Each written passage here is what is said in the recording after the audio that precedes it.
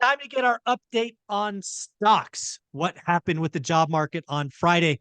What will happen this Thursday with CPI, PPI on Friday? What about July, the first 2 weeks of the year being the best of the year? And we will touch on this 17-year cycle that I hear is going to crash everything in 2025. Mr. Bird, what's going on? Good morning. Everything's going well.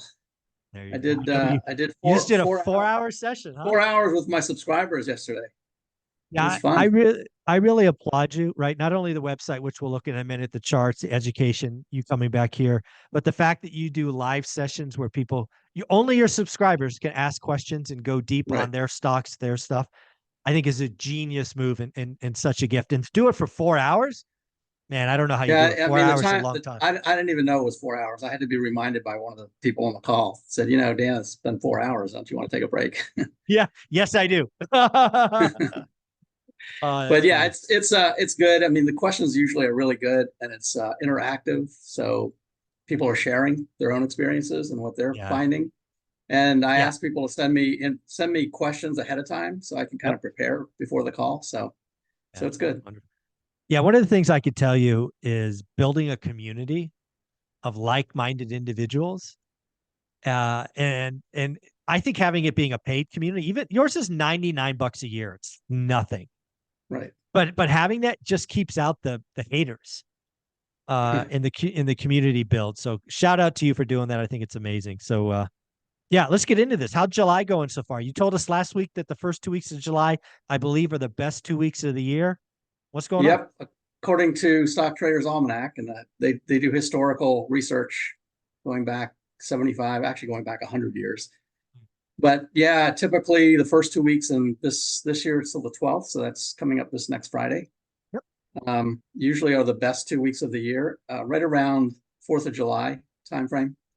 Okay. And it kind of makes sense if you think about it. It's the end of the quarter in June. A lot of mutual funds and even hedge funds are all rebalancing. They're getting rid of the stuff that aren't performing, and as soon as July starts, they start adding the things that are performing. That makes sense. So one of the things that was pretty clear is that it was once again the big tech, Yeah. Big tech. big cap stocks that were driving it up. I'll show you the chart of what it looked like, but that probably will continue into next week. Mhm. And then we need to watch out after All that. right. Very cool. Well, let's get into it. Okay, let me share and show my website first Mhm. for anybody interested. So just go to breakpointtrading.net. And if you want the free newsletter, it's right in this little box right here. And if you want to be reminded the newsletter is available, you can sign up for the $0 subscription, no credit card required. Or if you want all the other content, a lot of that I'll show you today, as well as the monthly Zoom calls that I do with subscribers. It's $99 a year. Or if you just want a free trial to check it out, you can sign up for the monthly one for 7 days. Cancel it if you don't think it makes sense for you. Mhm. One of the things that I told people on the call yesterday is I view this website as not a trade. It's not a trading platform. Mm. It's really more of a toolbox. That's really the way to think of it. I like So it. there's lots of different tools in here, just depending on what you want to do. And one person on the call said, "Can you tell me the 5 ways I can make money using your Mm. website?" Ah, So, and that was like an off the cuff question that I hadn't really prepared for, but I went through 5 different ways that you potentially could make money just using the information that's on the website. So I like it. lots of really, really good data. And anybody that's interested in trading, and even if you're not a trader, if you're just curious about the market, it's a great way to get educated because lots of this is education. So um, one thing I will show you, oh, my Bitcoin square got out of alignment. Look at that. Oh, fix Maybe that. that maybe that's a sign. It's a sign. Yeah, I'll have to fix that. But if we look at the S&P, just to reinforce what I said, to see the three Oh, the yeah. three white candles there. Yeah. Look at that breakout. Yep. That was remember one day last week the market was closed, and the other day it was only open half a day. Hmm. So that pretty much represents last week, Yep. and it broke out above. It's back to all-time highs, frankly. Yep. So that's what the S&P did, and the NASDAQ is pretty similar. Same thing. 3 candles, really 4 white candles. So the NASDAQ continues to break out. This probably will continue next week, being as it is the best week of the year. And Stock Traders Almanac right here. I put this in last week's newsletter. Right. So there's their research. This is the NASDAQ, because the NASDAQ really only goes back to about 1985. Mid-year rally. And notice how it goes. It rallies right to the middle of July. So Nice. according to their research, the first 13 days of July significantly outperforms the rest of the month. In fact, what they said was pretty much all of the gains in July happened in the first 13 days. Got it. So then you can see right here what happens after that. Yep. Starts to decline, and then being an election year, I think it's probably going to go down till October, or maybe sideways, and not do anything until after the election. And then it will take off. Okay. If we look at, this is where we are. We're a little bit beyond this. Again, this is Stock Traders Almanac, going back to 71 on the NASDAQ. See, the green line is with the sitting president, and the blue line is the aggregate, Stock Traders Almanac aggregate. So if for some reason it's no longer a sitting president, then the market won't like that, because they don't like indecision. And we probably will drop down to one of these other lines. So, if that happens, and there's no sign right now that will happen, but it could, right. Then we need to be careful for the rest of the month. For the month of July, we're right here right now. So there's July 8th, past the 4th. We got CPI coming up. We'll talk about that in a minute. Yep. Coming up on the 11th. So that's on Thursday. Actually, that's Thursday. And then PPI is on Friday. Correct. And then options expiration. But you can see, even after next week, historically, the first 13 days, which is really the 12th, it's next Friday. But according to this, going back to 1950, it really continues a little bit more, or could continue some more. If we look at the one down here, which is election years, the dash lines, it just goes sideways from there. Got it. And then it declines at the end of the month. So we'll have to see what happens. And this is actually the chart again, Stock Traders Almanac. This is July, best S&P and NASDAQ month in the last 21 years. July is the best month of the whole year. Wow. And again, along with this chart is where they said in the narrative that the first 13 days makes up all of the gains for July. So after the 12th, it's going to be down or sideways from there. So, all right. Next week is it. Don't get sucked in though. So for novice traders, they'll think that it's going to the moon. We've got 4 up days, and next week there'll be more up days, and they'll think, well, that's it. We're taking off, going to the moon. And if they jump into the market on July 12th, they might get surprised on July 15th. So great question. Just keep that in mind. Well, what happened on Friday? We got a jobs number that was slightly more than expected, 206 on a 200, but most importantly, I think the unemployment rate went from 4 to 4.1. We are on a trajectory higher with the unemployment rate. Yes, so I've updated this chart. So here's this new SOM rule, new number, 4.31. So that's the target for the SOM rule. Yep. I saw some comments about the SOM rule saying that it was 0.5 above, or the 3-month moving average when it gets 0.5 points above the low. And that's not the rule. That's not the rule. It's the average.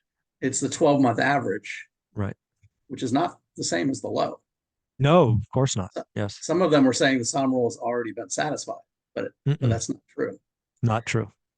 Right. So we've still got a little ways to go. I just moved this arrow up, and this will continue to move up because it's an average. So each month we get a new number. If the number stays the same or goes up, then this number will move up as well. Yeah, You can I see that. saw somebody indicate that we are the SOM rule. You have it here being what, 21 base? No, 19. Wait a second. So your average is 4.31. We're at 4.1. So you're 21 basis points above. Yeah. Okay. So somebody, I read something this week and we're the closest we've been, which was 22. So you have 21, same difference, rounding. Right. That's really the important thing. We've not been this close yet. To breaking. If the rate continues to go up every month, it will get closer and closer. Correct. So I've been saying this for a while now. I said we probably will have a 0.1% increase this month, which we got. I think we'll be at 4.2 in August. Wow. So you think it's going up again? I think it's going to go up again. I think it might go up even one more time or at least level off, but I think it'll be a 4.2 at least when we get to September. It could be 4.3. Okay, so we're 4.2 in September. Your opinion is the Fed cuts still? Yes. Yeah, I'll take the other side of that trade. Okay, All right. I like it. No, yeah. Interestingly, all of the prognosticators are saying September now too. Well, so I'm not sure if that's a good thing for your call. Yeah, or I know. bad That's what I was going to say. It's like 75% now think September, and usually when everybody thinks the same way, something else happens. Yeah, so I've been looking at these.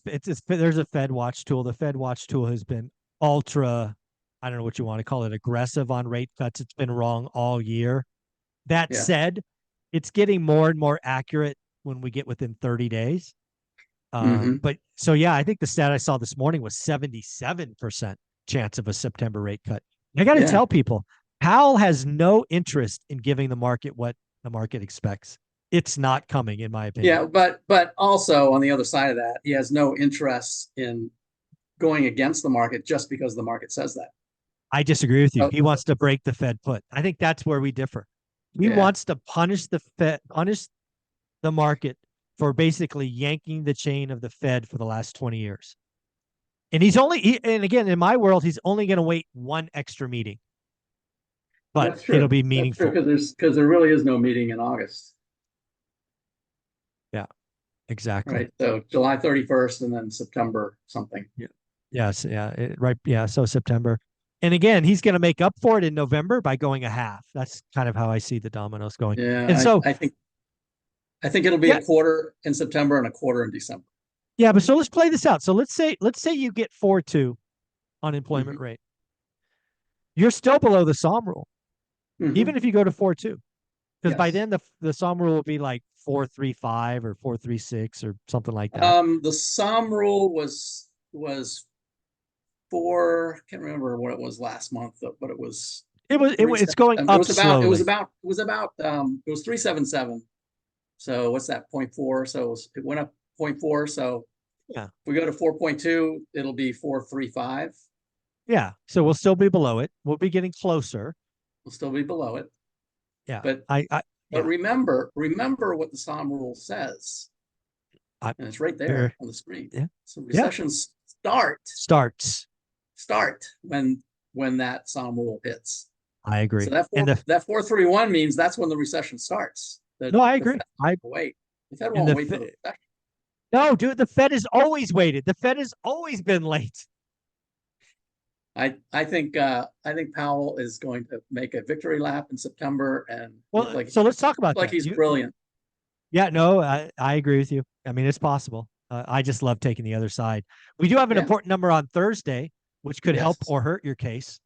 Right. CPI, obviously PPI, but CPI being the more important of the two.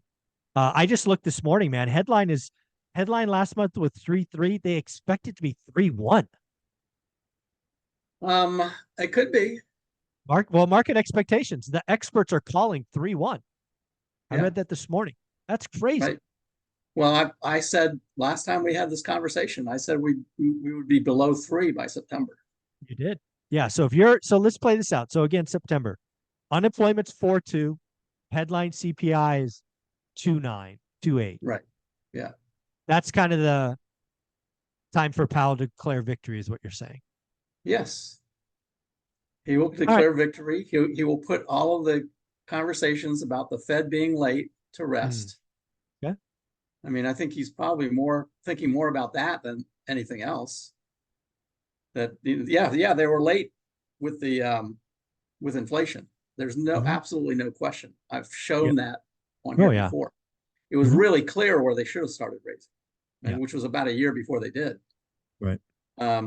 And I think this time he wants to prove that he's actually not late. Could be right. Again, I think the market, 77% of the people are saying you're right. So right now you are leading the race, but I do think Thursday is important because, again, right, there's a dual mandate: employment, which again's 4.1, trending up, no doubt. Inflation's the other. So I suspect if CPI headline comes in at, let's just call it 3.2 and above, so not quite to expectations, that's more of a pause. But if it suddenly jumps down to 3.1 or even 3, you're getting really close to declaring victory, I think. Yes, that's what I think as well. And, again, once basically inflation looks like it's been beat, and Powell and all the other Fed governors have said we're on the right direction, but we need more data to show that it's more data, more time. Actually been successful. I think if it gets below 3, 2.9, 2.8, something like that, then that will be enough. That will be enough data. And if the unemployment rate keeps rising, then they will pivot to their other mandate. So you think that pivot comes at 4.2? I think the pivot comes at a combination of 4.2 and below 3 on CPI. And sub 3. Okay. So 4.2 and above, sub 3. Okay. Yes. Right. All right. I think 4.2 and sub 3, no cut.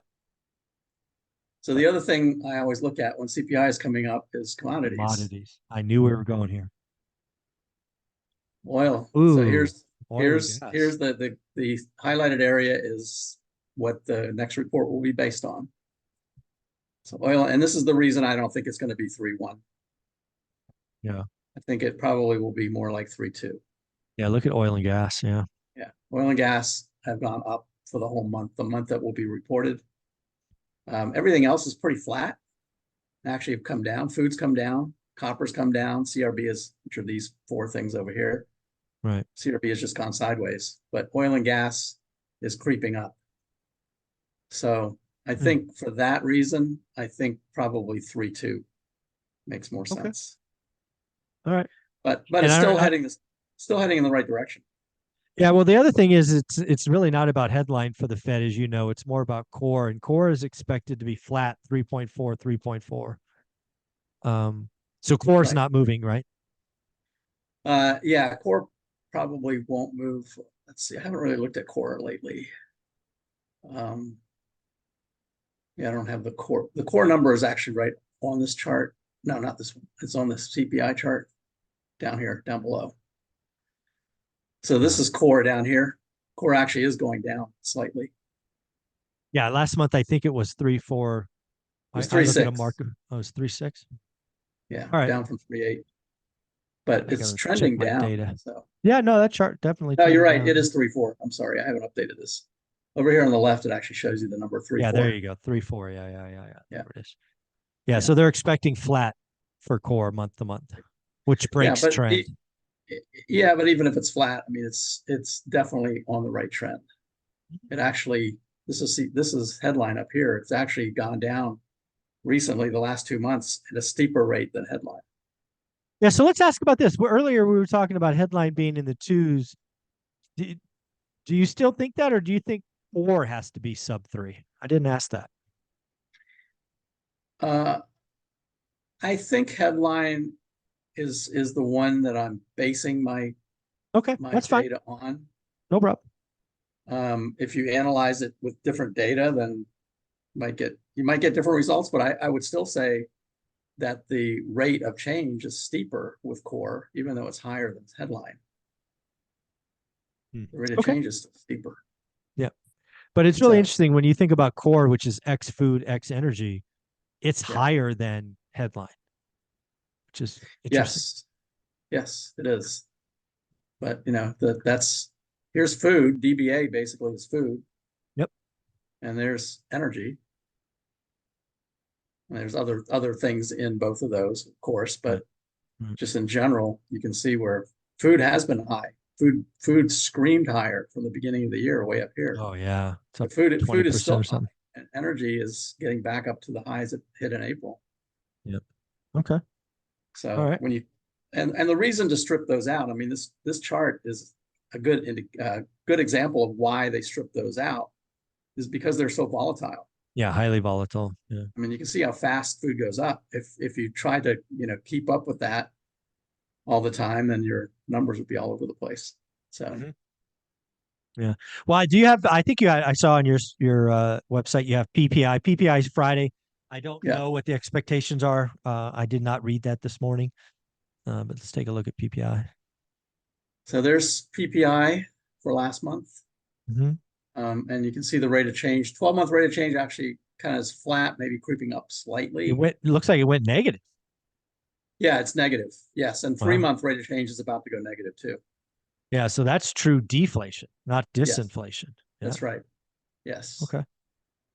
So Yeah. Fed this Fed is one, definitely winning with PPI. yeah. But PPI in general has kind of gone sideways for 12 months. Yeah, it has. Yeah. So Which this yeah, which is this eventually will show up in CPI, correct. but it really depends on what the wholesalers, what they want to sell it for. They can just, Well, well, that and the retailers, right? Because they can the always retail, eat margin. Yeah. right? Yeah, they can just eat the margin, and but that shows up on earnings eventually too. Correct. Yeah, it's a A short lot, term. It's a short term right? thing. All of that will impact the market later on. Agreed. And that's one thing I said yesterday on the call, is that if some exogenous event occurs, Mhm. if something completely unexpected happens, and the question was about stops, if the market put in its circuit breakers, Mhm. then what happens with your stops? Well, your stops are useless, first Yeah. of all, Yep. because as soon as when the circuit breakers go in, that means nobody can trade, Hmm. so the market stops. And when it opens again, which could be overnight, could be the next Yep. day, Yep. then it's going to be significantly lower when it opens, Yep. and your stops will all execute, but they'll execute at the current A market much price, lower number. Yeah. not at the price you set the stop at. Correct. So the stops won't do any good. But if it's an exogenous event outside of earnings, Mhm. the market won't stay down very long. Right. Okay. And the best example of that is COVID, Hmm. right? COVID went Hmm. down for 2 months and then went straight back up. Yeah. The ultimate V-shaped recovery. That's right. Yeah. And because COVID affected earnings to a degree, but it actually helped earnings in some other areas. Sure. Helped Amazon, For sure. Yeah. right? So UPS, it's FedEx. at Yeah. the end of the day, it's all about earnings. So one thing that I suggested, and I would do this, if there's an exogenous event and the circuit breakers hit and the market closes, Mm. I would remove my stops. Right. I would just let it go down and then wait for the recovery, There you go. which probably won't take very long for that to happen. Yeah. Well, it's funny. Something you and I were asked, you were asked in your event. I was asked in a casual conversation yesterday. There's a lot of people talking about this 17-year cycle coming. I know you're going to do more work on this, so we have details next week. But why don't you touch on this premise that a 17-year cycle means 2025 is going to be nasty? Yeah, so I did a little bit of research. I actually had a chart of it, and I don't know where I put it. So maybe next week we can do a little more detail. But Perfect. that was a question that came up yesterday, and the way the question was formed was, I was talking to somebody about a 17-year cycle, and they said that 2008 is when the market crashed. So 17 years makes it 2025. So that means we're going to have a worse crash than we had in 2008. It's funny. I had almost the exact same question, except it wasn't stocks, it was real estate. Right. The question was, we're going to have a residential real estate crash bigger than 2008. And it took everything I could to not laugh. Yeah, me too. So of course, the first thing I pointed out is this, my Right. You're secular bull and bear markets. And you can see where 2008 was right here, right smack in the middle of a secular bear market. we right now are in probably the last maybe 2/3 of a secular bull, but we're still in a secular bull market. Right. All right. So my point is, and I did a little bit of reading on this, and Stock Traders Almanac did some research on the 17-year cycle, and I read some other things about it. And in general, the people that really did the research on it said, yeah, there is a cycle. And, everything goes in cycles. I mean, even this secular bear, secular bull idea is a cycle. For sure. So everything does go in cycles, and there does seem to be a 17-year cycle, but nobody can really pinpoint when that starts and ends, except in hindsight. Yeah, looking back, it's convenient. Right. So everyone, the person that was on the call said the 17-year cycle is 2008. That means it's 2025. And that means we're going to have worse than this one right here in 2008. Well, that just because this crash was in 2008 doesn't mean the 17-year cycle starts then. Maybe the 17-year cycle starts at the generational low in 2009. Maybe that's the 17-year cycle. That puts it at 2026. Maybe the 17-year cycle is when we broke out of this secular bear market in 2013. That puts it at 2030. Yeah. Look at the dates I have for my secular bull when that ends, somewhere in this range. Nobody knows for sure. Right. And keep an eye on this one chart, which is on my homepage. You'll know when the trends are starting to change, because one of these green ones will turn red. But they're all pretty far away from that happening right now. Now, having said that, so I think there is a cycle. There are cycles. I think there probably is a 17-year cycle of some sort. I don't think anybody can peg when that 17-year cycle starts and ends. And I absolutely don't believe we will have a worse crash than we had in 2008. Yeah, that's where I lost it when I was asked that question. Could stuff happen in 2025 to cause housing, again, residential housing? Sure. But is it going to be worse than the 08 one? I mean, like, come on. We do not have the kindling to make it worse than 08. We don't have 50% arms. I mean, it's just, could it go down? Absolutely. Is it going to be worse than 08? Oh my, come on. No, it won't be. And I've said before, we're in a secular bull, and I think there will be a recession. I pointed out, the data that I follow of when that recession might start, probably sometime in Q2, early Q2 next year. But because we're in a secular bull market, the recession will be short and shallow. It will be nothing like 2008. Yeah, it's fun. I don't know if you've heard this, but I actually went out on a limb the other day and declared that the Bureau of Economic Labor and Statistics will declare the 2024 recession starting June 1st or July 1st. Meaning right now. Meaning right now. The reason I'm saying that is I'm seeing the second half of the year. I don't know. I don't know if we've talked about this. I have a feeling that this election cycle is actually going to be different. And I believe this election cycle is going to piss people off, scare people, frustrate people, whatever you want it.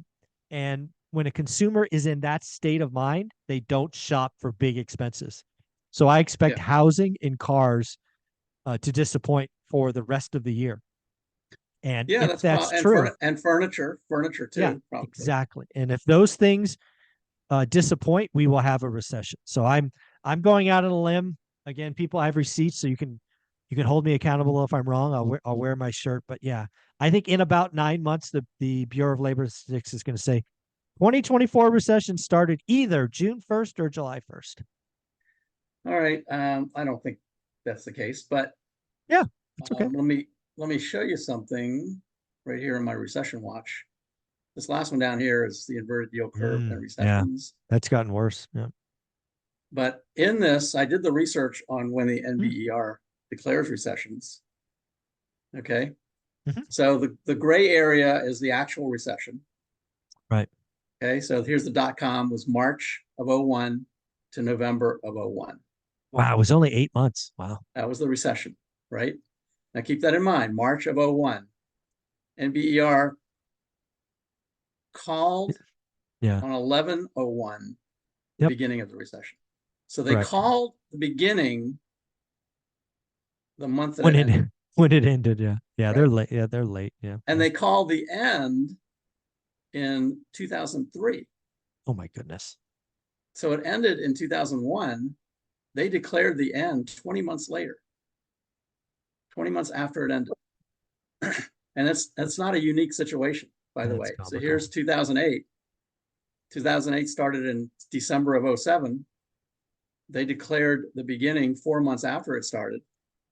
It ended in June of 09. They declared the end 15 months after it ended in 2010. All right. Same thing with COVID. Yeah. So they do that over and over again. So if they are going to declare that June was a start, then it'll be sometime probably in March of next Yeah. year that they 8 or 9 that. months from now. Exactly. Right.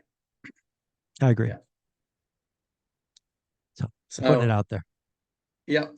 I don't think we're in a recession yet. There's one other thing that I put together, and this is new, which is the current rate cycle. So I did some research on the first Fed cut, because that's one of my recession watch components. Right. And this will show you the data. So this is where we are right now. There's Fed rate, it's the blue line, and the S&P is the red line. All right. So right now we're higher for longer for 11 months. The Fed has not started cutting yet. Yep. Okay. Let's go back and look at 2000. So here's higher for longer, 7 months. First rate cut was November of 2000. Right after the first rate cut, the market rallied, and then it continued to drop. And the recession was 4 months after that first rate cut. Yep. Okay. Let's look at 2007. So higher for longer for 14 months. Right now we're at 11 months. Yep. 2007, first rate cut was right here, July of 2007. Coincidentally, July. I don't think they're going to cut in July, but first rate cut was right there. The market rallied dramatically after the cut. Recession started 5 months after that cut, and the market fell from basically October all the way down here till 2009. Wow. Pain. All right. So that's the first rate cut. So be careful what you wish for. Right. So let's take a look at COVID. Here's COVID, higher for longer for 8 months. First rate cut right here, July, well before COVID. Nobody knew COVID was coming at this point. Not in July, no. No. So July of 19, they had the first rate cut, and that was from 2.4 to 2.1. Quarter That was point. a pretty big cut. Yeah. Market didn't like it. Market went down, but then rallied after that, 7 months to the recession. So if we get the rate cut in September, like I'm suggesting, then that puts the recession sometime in Q1. late Q1, early Q2. Okay. I like it. If we get it in November, like you think, then that puts the recession in June, May or June of next year. Yeah, I like it. I mean, this is, I love looking at charts and trends, and as you know, I think we've done a lot of things to our economy that makes this time different. We haven't had a pandemic since, whenever that was, the Spanish flu. Right. Yeah. So I just think there's so many things in this cycle that are going to be different because of that. But we'll see. Yeah, I saw another article come across my feed today about the money supply has done something that hasn't happened since the Great Depression. It went negative. Yeah. We've talked about that read before. I didn't even read it because I knew what I was going to say. It's complete junk. Yeah. And we've shown that many times on here. Yeah. Zoom out, folks. Zoom out. There's still a lot of money in there. I mean, we haven't had a 100-year pandemic since the Great Depression either. So exactly. Put those two things together. Yep. No, I'm with you. So, very cool. I think in general, we're going to probably have a pretty good week. Maybe it may even carry, if we do get that CPI number of 3.1, the market is going to love that. It's going to love that. Yeah. I agree with you. So that rally will probably continue maybe into the end of July. Okay. If we look at the 10-minute chart, these are all the, actually, you know what? I have this on my website, but there's something else I want to show you that I think you'll be, on my newsletter, something else that I think you'll be really interested in, which is this right here. First of all, how we're tracking with 2023. Mhm. So this is basically the market, the S&P. The orange line is 2024. The blue line is 2023. Oh, interesting. There's July peak right there. Got it. So that'll be the week, probably the week of July 15th or so, somewhere around there. Now, if based on the commodities that I looked at, if it doesn't come in at 3.1, if it comes in at 3.2, which is still lower but higher than expected, Yep. the market might not like that. I agree. The market could sell off. That might be where the peak starts. I mean, we don't know. But the one on here that was really interesting, two of them. First of all, this is the ISM composite. Yep. You can see it is currently in a Yeah, it went negative. below. It went yeah, it fell precipitously, 48 point something, 6, I think, Right. something like that. Right. So that's contraction territory. Yes, it is. And this chart is interesting because it overlays it on the rate of change of the S&P. It's not the S&P. The green is not the S&P. It's the rate of change of the S&P. So if you go back and look at before this recession here, when the ISM went negative, the S&P is a little bit lagged behind it. It's pretty clear over in this one. Right. It went negative before the recession started, but the S&P had a little bit of a lag. So yeah, that ISM services number was a shockingly bad number. Right. Yeah. So that's interesting. And then this is the GDP now estimates. Yeah, it was over 4%. Now it's sub 2. Yeah, it's one. I think it was 1.7. 1.7, correct. That was the last reading. Yeah. Yeah. So GDP is coming down, but it's still not negative. And that's why I don't think that NBER is going to call a recession in June or July. They will want us at least see the GDP negative first before they call it. Now, latest estimate as of July 3rd, GDP now has it at 1.5. Okay, so it's even lower and lower and lower. Yeah, 1.5, but still not negative. Well, if you adjust for inflation, it's negative. Well, that's true. It's significantly negative. Yeah. Yeah, that's true. But if you wait for the NBER to call a recession, no, that's why I'm calling it now. We should be out of it. We'll be in the next rally by the time I totally agree. No, I'm calling it early just because I just love to look at this chessboard and try to figure out what's going on. Right. It's fun. So a lot of these things are in my newsletter that we just talked about. Love that newsletter. It's amazing how much stuff you put together. Yeah. A lot of it I just take from other places, but I do a lot of reading like you do every week. So yeah. Well, do me a favor, one more time. Show your amazing website with all the charts. Why don't you actually click on the Bitcoin thing, because it had a rough last 3 or 4 days. Oh yeah. Actually, I'm going to do it right here. These trend models are something new I added. Okay. And this is one of the ways to make money on the website. So I'll use indexes because I have Bitcoin in there, but I've also got it for sectors and the Magnificent Seven. But this basically shows you the short-term, medium-term, and long-term trend of each of these components. There's Bitcoin right there. Ooh. So whenever this turns red with a down arrow, that means the short term has just changed. For Bitcoin, it changed on June 12th. The medium term changed on June 23rd. It is still in a long-term uptrend all the way from last October, which was the bottom of the market. But if we look at the chart, that's an ugly chart. That is an ugly chart. So broke resistance, 200-day or whatever that is. Yeah, so these arrows actually correlate to what I just showed you because they're color coded. So there's pink is short term, blue is medium term. Dark red is not on here because the long term, this 50-day line has to cross this 200-day line that's down here, and it's not even on this chart. It's way back in 2023. However, the price is below the 200-day, and that is never a good thing. Yeah. So if that price can't get back above the 200, and you can see all of these moving averages, how fast, in fact, how far they're separating from each other. That's the momentum to the downside.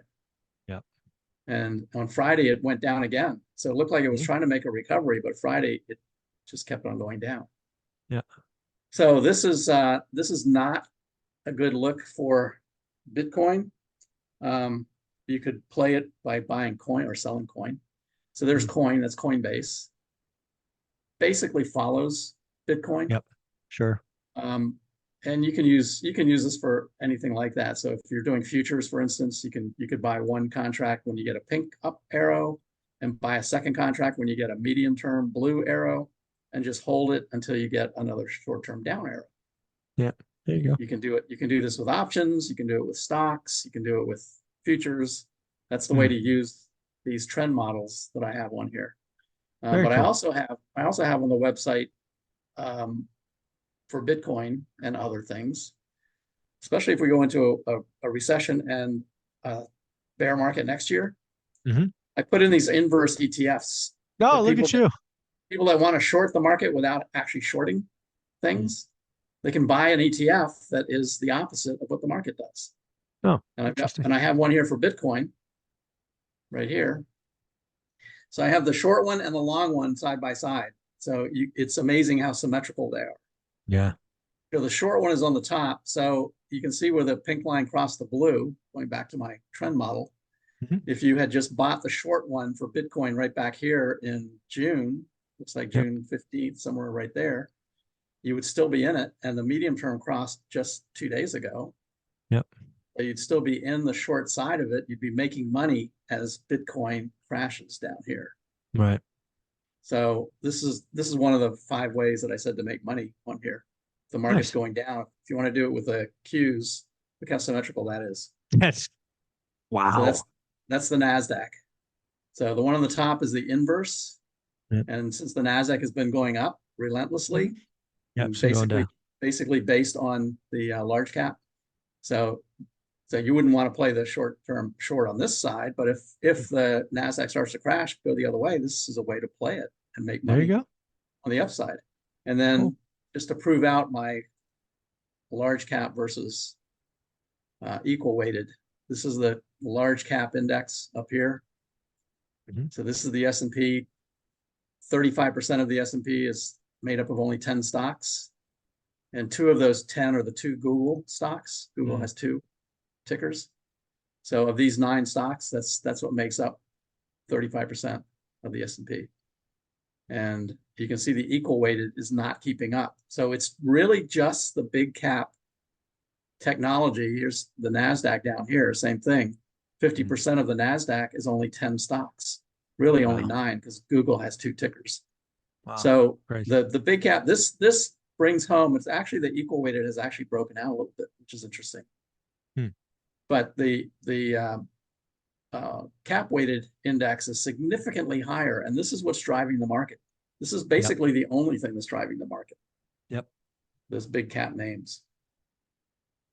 Very cool. Well, this is amazing stuff. I appreciate you coming back. Maybe next week we'll dig into the 17-year cycle a little bit more because I'll do some more research on that. Cool. So again, folks, go to breakpointtrading.net. Get the newsletter for free, or better yet, sign up and attend the monthly calls. Last one went 4 hours. Thanks, buddy. 4 hours. Yeah, the recordings are out there for subscribers if they want to sit through 4 hours. But it was good. It was fun. It was an open forum, basically. So there you go. Thanks, boss. All right. Have a good week. You too.